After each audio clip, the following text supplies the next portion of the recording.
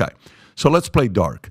Did you need something like this for you to create a war to the point where the re-election percentage of a president goes so high when there's a war so you can get re-elected? Maybe.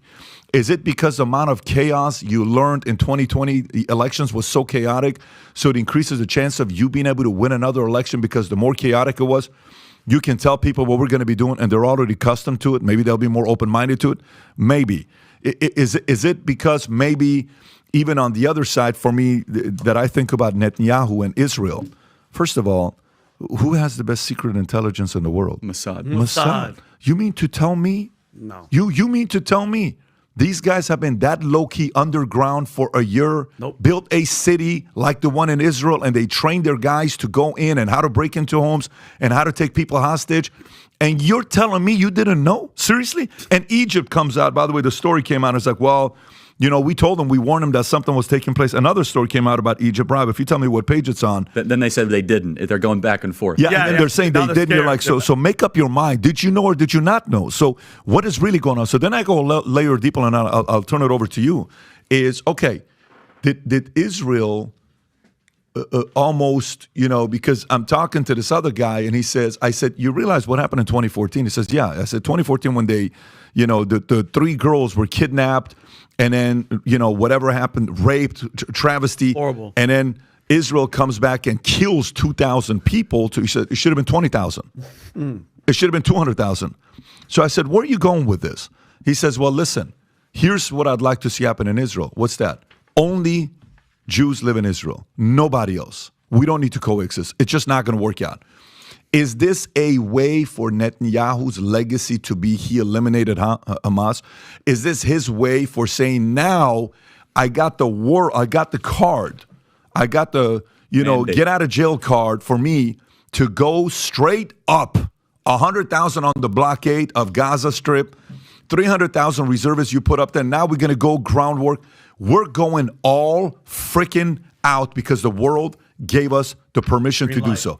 Is that what it is? I don't know. I just keep continuing to have a lot of questions the more I think about it because so these guys are coming up. So what, are we going to have another 9/11? And they're going to come and do what? They're going to go into your community. What are they going to target next? Where are they going to go next? What's going to happen next? Oh, can we? It's not a big deal. It's never happen again. Well, that's what we thought it was never going to happen, 9/11. Before 9/11 happened, nobody thought 9/11 was going to happen. Yep. So I just have way too many questions that makes me think about what the motives are. And if we go dark, I'll put all those things out there. Yeah. How did these guys not know this was taking place? So I've been to Israel many times. The whole country's a fortress. When I first heard this story, I still had the same gut instinct that I did initially. I find this very hard to believe. I've been to that Gaza border. You cannot go 10 feet without running into a 19-year-old with an AR-15 or an automatic machine gun that is an IDF soldier. Right? The whole country is surveilled.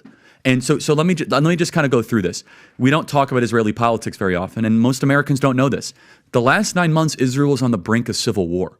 It's not an exaggeration. This judicial stuff, there were hundreds of thousands of Israelis taking to the streets because Bibi Netanyahu was basically redefining the Israeli constitution. That's not an exaggeration, right? He said the judicial branch has too much power. There were protests planned this week against Netanyahu, where they anticipated tens of thousands of people to take to the streets. That's all gone, Patrick. Netanyahu now has an emergency government and a mandate to lead. I'm not willing to go so far that saying that Netanyahu knew or there was intelligence here, but I think some questions need to be asked. Was there a stand down order? Was there a stand down order? 6 hours? I don't believe it. Israel's the size of New Jersey. When I took a helicopter ride from Jerusalem to the Gaza border, it's 45 minutes. Wow. 6 hours. They're live streaming the killing of Jews. Did somebody in the government say stand down? That is a legitimate, non-conspiracy question. The whole country is the IDF. The whole country is. Yeah. And you're trying to tell me that they're going to concerts and kibbutzes and schools and by reports 6 hours. Let's say it's 3 hours. That's suspect. Go ahead, Rob. It's also not like a right-wing reporting. This is from the New York Times. The long Thank wait you. for help as massacre this. unfolds in Israel. 9 I can't think of a hours. more liberal news outlet than the New York Times. And by the way, I'm actually very pro-Israel. So let me be very. I mean, so I'm not exactly. I think we all are. No. I just want to make sure my position is clear here. But I would. So Patrick, there are other explanations. It's possible that the Netanyahu government was double-crossed by bad agents. Okay, that's dark, but it's not as dark as what we're talking about. Okay, another aspect is that Netanyahu might have traitors in his government, like legitimate traitors that have infiltrated. I was texting with some senior people in the IDF, and they said, Charlie, can't say too much, but let's just say the same problem you have with the left in America, we have here in Israel. So there's something to think about. Just something to think about, right? Is that maybe there's some people within those intel agencies that aren't as sympathetic. Or maybe, Patrick, maybe they might have gotten a tip, they might have gotten whispers, but no one thought it would be 1,200 Jews dead. That's a potential, right?